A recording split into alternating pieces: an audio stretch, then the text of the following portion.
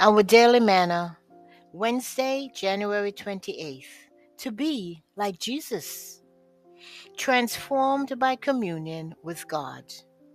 2 Corinthians 3 and verse 18, and it reads, "But we all with unveiled face, beholding as in a mirror the glory of the Lord, are being transformed into the same image from glory to glory, just as by the Spirit of the Lord."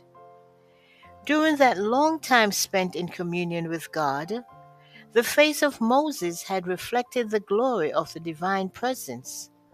Unknown to himself, his face shone with a dazzling light when he descended from the mountain.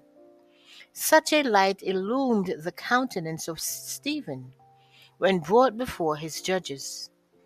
And all that sat in the council, looking steadfastly on him, saw his face as it had been the face of an angel.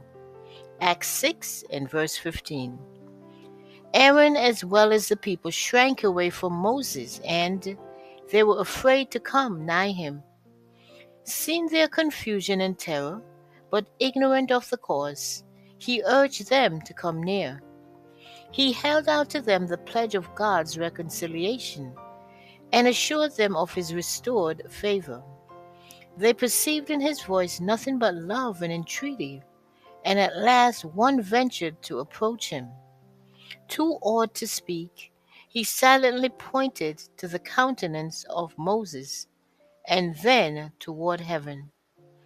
The great leader understood his meaning. In their conscious guilt, feeling themselves still under the divine displeasure, they could not endure the heavenly light which, had they been obedient to God, would have filled them with joy. By this brightness, God designed to impress upon Israel the sacred, exalted character of his law, and the glory of the gospel revealed through Christ. While Moses was in the mount, God presented to him not only the tables of the law, but also the plan of salvation. He saw that the sacrifice of Christ was prefigured by all the types and symbols of the Jewish age. And it was the heavenly light streaming from Calvary, no less than the glory of the law of God, that shed such a radiance upon the face of Moses. That divine illumination symbolized the glory of the dispensation of which Moses was the visible mediator, a representative of the one true intercessor. The glory reflected in the countenance of Moses illustrates the blessings to be received by God's commandment keeping people through the mediation of Christ.